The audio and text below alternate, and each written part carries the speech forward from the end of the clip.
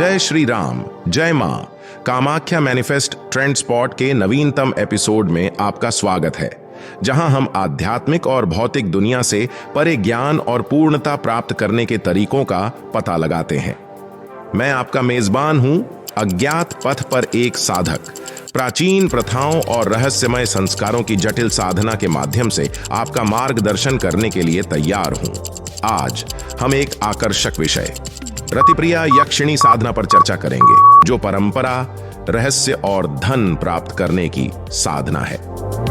आध्यात्मिक साधनाओं के विशाल विस्तार में साधक के लिए असंख्य मार्ग मौजूद हैं। कुछ लोग आत्मज्ञान की खोज करते हैं, कुछ अन्य भौतिक लाभ की खोज करते हैं और कुछ ऐसे रहस्यों की खोज करते हैं जो जीवन को बदल देती हैं।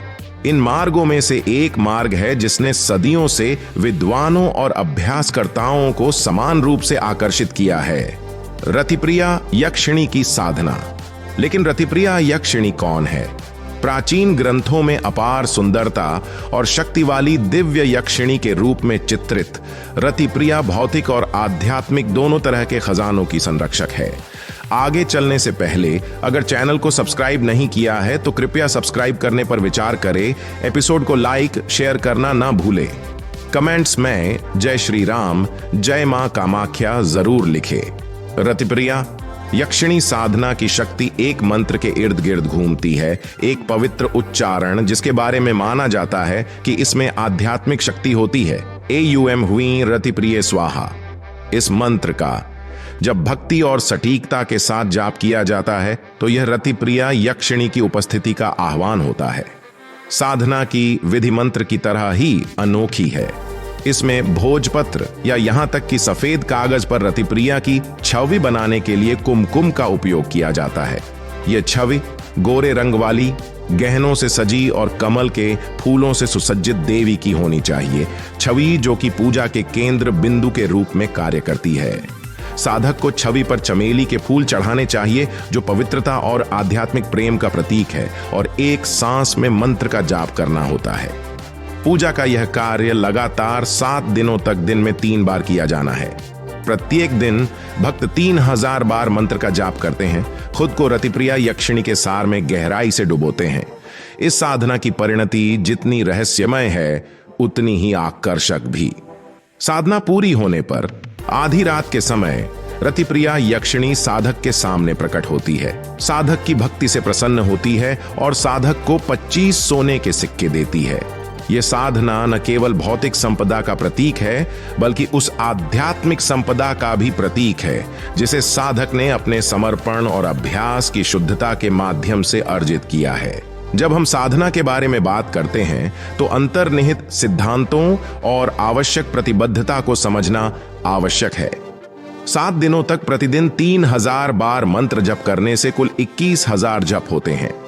यह संख्या कोई मनमानी नहीं है। आध्यात्मिक प्रथाओं में संख्याएं महत्वपूर्ण शक्ति रखती हैं और 21000 शुद्धि और सशक्तिकरण के एक चक्र का प्रतिनिधित्व करती है।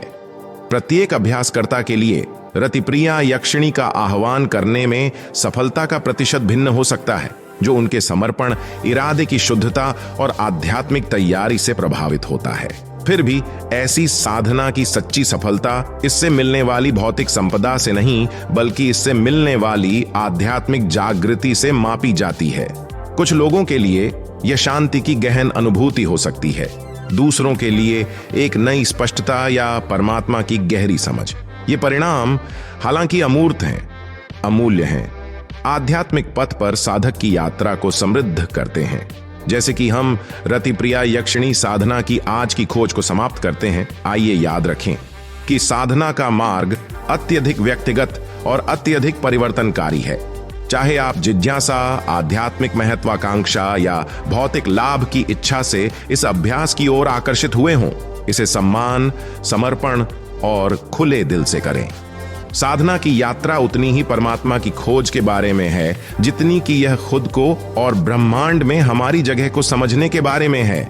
इसलिए मेरे साथ बने रहें और चैनल को लाइक, शेयर और सब्सक्राइब करना ना भूलें, क्योंकि हम ज्ञान, समझ और शायद परमात्मा के स्पर्श की तलाश में इस रास्ते पर चल रहे हैं जिस पर कम यात्रा की गई है।